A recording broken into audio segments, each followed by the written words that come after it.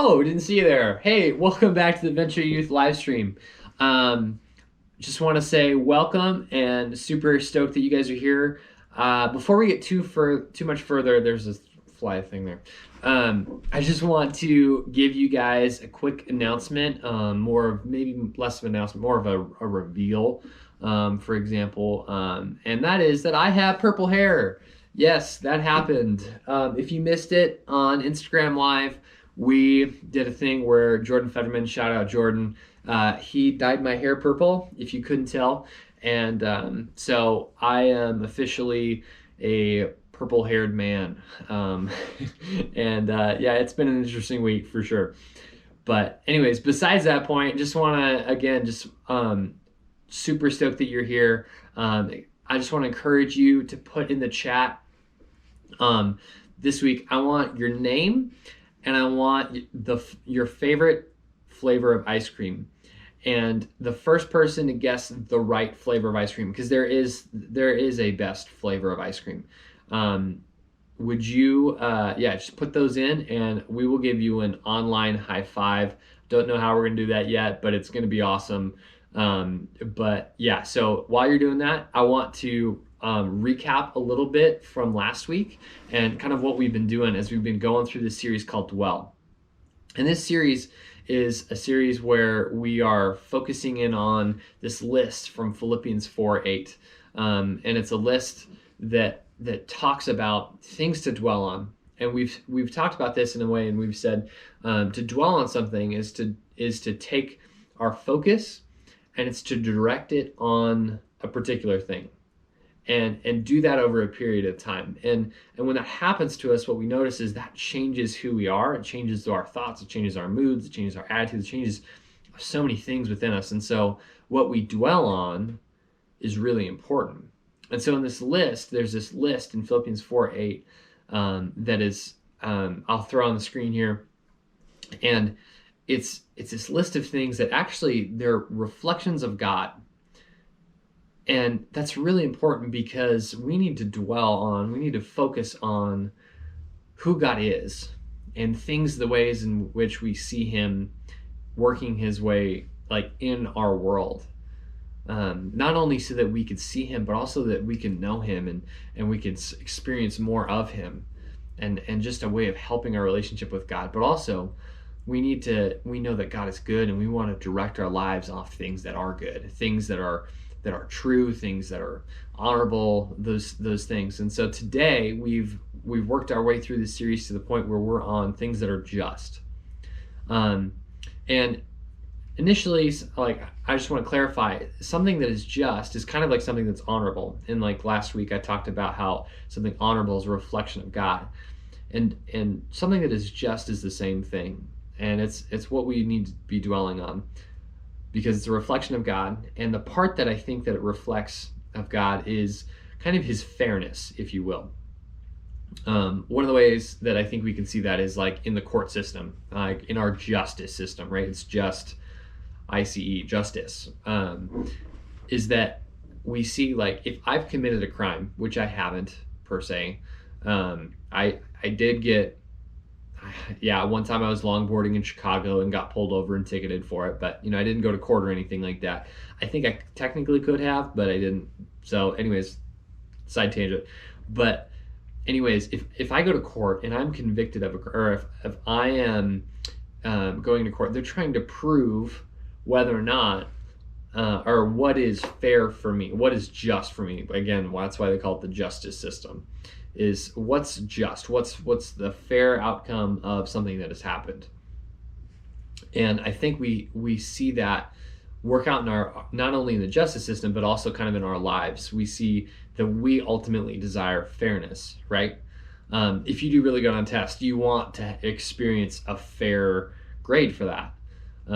Now, sometimes we don't want necessarily fair. We want just to be like completely, like, if you do poorly on a test, you want something that's maybe not fair, and you want to get a better grade than maybe you deserved. But yeah, we all desire fairness, and our world is kind of follows in that, right? Our world follows. At least they have a picture, or at least our world has a picture of what is fair. And I believe that that's because God exists and God is just. He is fair.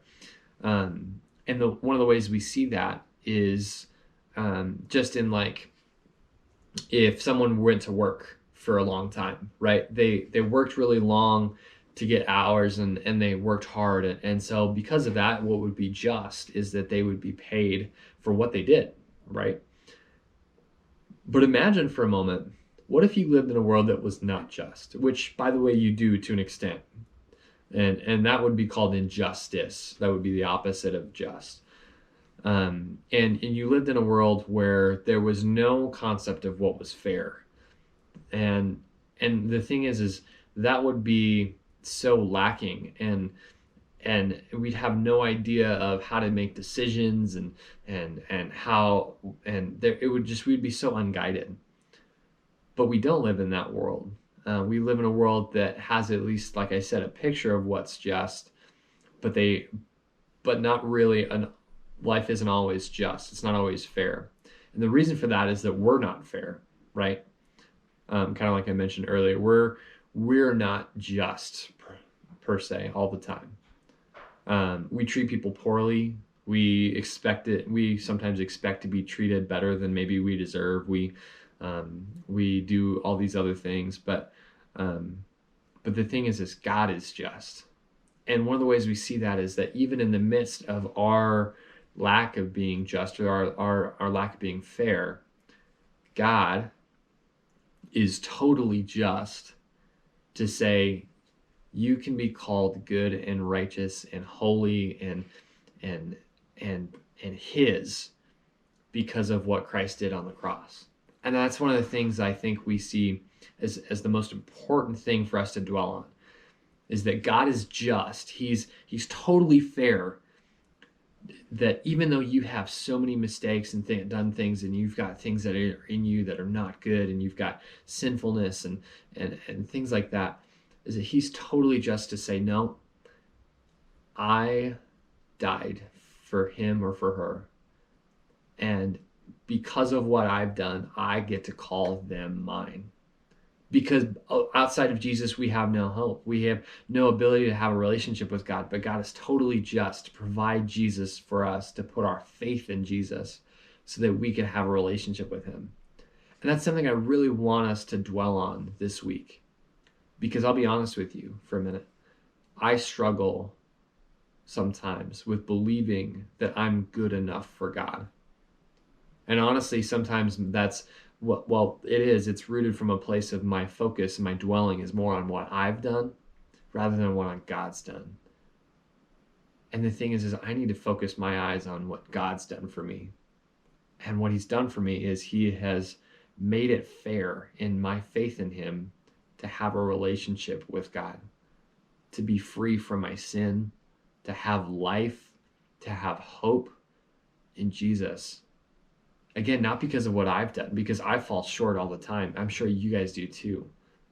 But the thing is that God is totally just. He's totally fair in that what Jesus has done is enough for you and for me.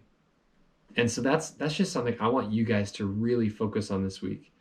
If you have any doubts about, like, is what he's done for me, is that enough for me to have a relationship with God? Is that enough for me to experience this life that God offers? It's absolutely yes. And I want you guys to focus in on that. I want you to dwell on that. I want you to dwell on the truth that is Jesus has done enough for you and for me. It's not about us. It's about what he's done. And God is, and that's why they call it justified, or justification, right? It's the act of God to make us able to have a relationship back with him. And so I want you guys to focus on that. I want you to think about how fair God is, how honorable he is, how true he is this week as we've been walking through all of these things. And I pray that changes you. So I would love for you guys to be talking about what is other ways. I talked a little bit about school. I talked about work. I talked about, like if you're in the court system, what are some other ways where you guys see things that are just? And what are some things that are just that you need to focus on this week? What are some things that you need to put in and dwell on? So I hope that that's encouraging you. I hope that you guys are doing super well. I want to let you guys know that we are praying for you, and I am so excited for when things get back to normal. I know that might not be for a little bit, but I will be really excited to share when we actually have a date for that to happen. But if you want to, if you guys want to connect with a leader, or if your parents are cool with that, please let us know. We would love to spend some time with you guys in whatever capacity your parents are cool with. Because right now there's obviously still some potential for people to get the coronavirus, and that's a real thing.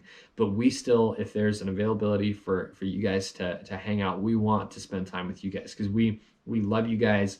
We want to invest in you guys. We want to know how we can help you guys. If you guys have any questions or doubts or things that are going on in this time, anyway, we can just enjoy hanging out with you guys. We would love that. So please let us know.